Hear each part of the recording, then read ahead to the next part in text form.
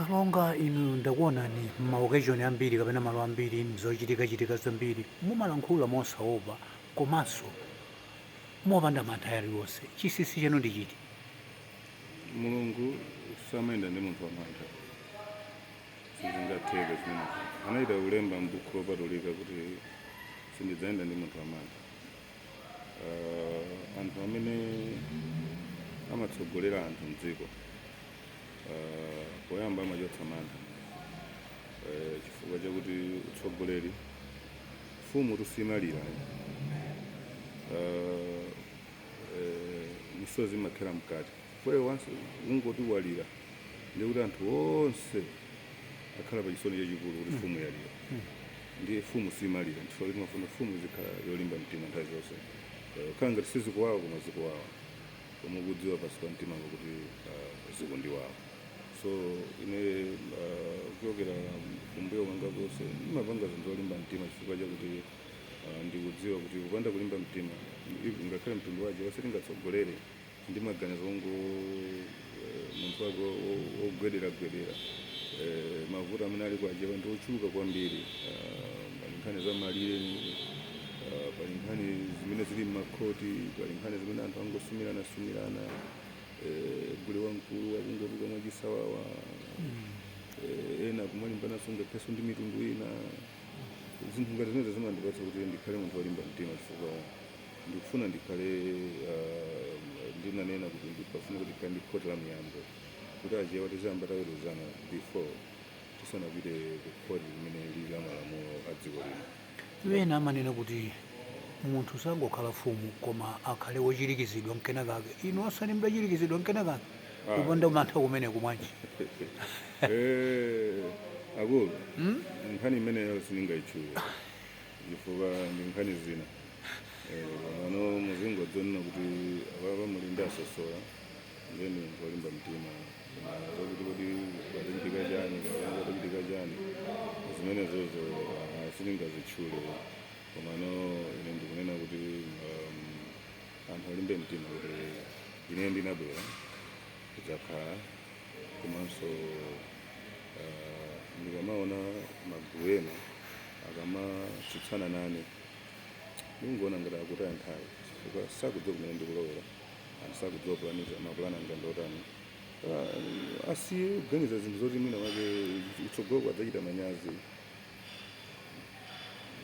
Chabwino, tsopano tipite pamutu wina umenenso wakhala ukuvutitsa anthu m'maganizo zakulamba. Takhala tikuona mbuyo omwe kuti anthu amapita ku Zambia kukapereka chifukwa sitingati kukaona koma kukapereka zinthu zawo zochoka kuno ku Malawi. Kodi zimenezi inu muzichitanso makamaka mwambo umenewu upitirira anthu amene akuganizira zoti azipitabe kumeneko? Mwambo wa ku Zambia kwa ine ndingati watha. Umene ukhala komwe kwa ku Zambiako koma ku Malawi kunoko zakuti anthu ena ake atha kutenga ndalama ndikusonkhetsa ndikumapita mwambo wakulamba amene kuti akukachita program ina yake yokhudza ndi mwambo wakulamba.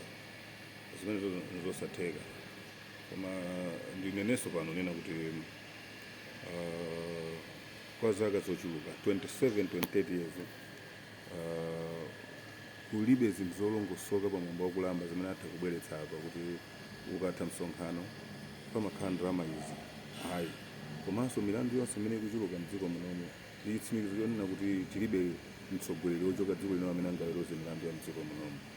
Achiwa ndi anthu ozindikira koma saphengati anthu opusa yayi chifukwa choti tikulemekeza munthu watsidya lina amene iyeyo adachoka kalekale 100 chakuti iye zinachoka.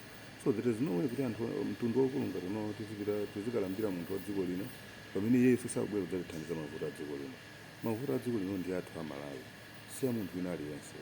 Kotero kuti sitingamachotse kachimanga mwina kamene tapeza chifukwa chokasangalatsa munthu wa dziko lina tikolole usonkhasonkha kumakampatsa munthu sakupatsani inuyo ulemu chifukwa ngati iye sakupereka ulemu dziko lino ndikuwaweruze milandu yawo amene ali m'makhoti ndikuwathandiza pamene ajewa agweredwa zovuta.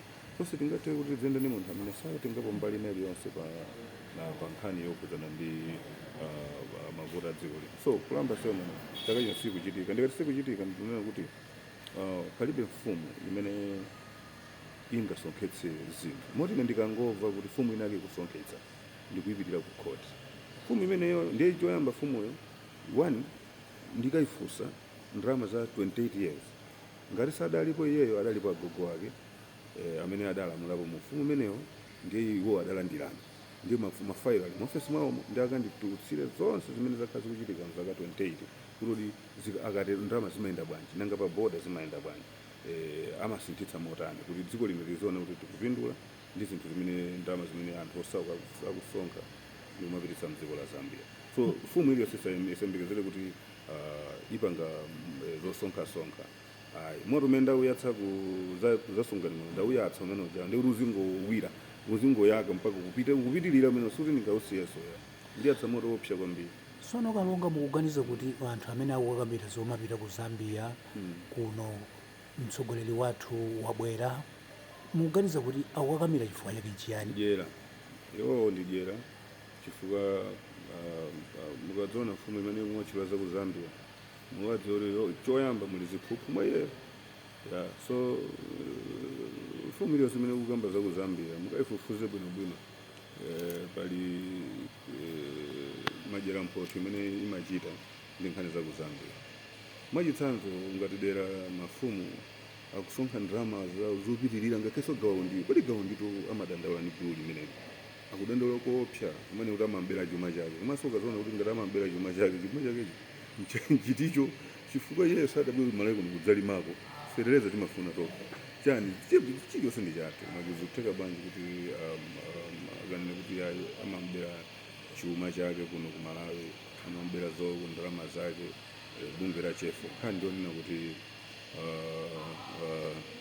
osewo limbava zokhazokha mwene unena kwina ndi kumene kwakuchuka nayeso akanazindikira kuti kodi kumene ndimakatenga chimako bwanji ndizikaloza milandu bwanji ndikathane nawo pa zinthu zina zimene ziwapsinje kwambiri a Malawi kapena achewa zimene zisapangako yani. So sitingamangoti tizitenga zinthu zathu kupititsa ku Zambia pamene sizikuphula kanthu konse komanso zilibenso ntchito.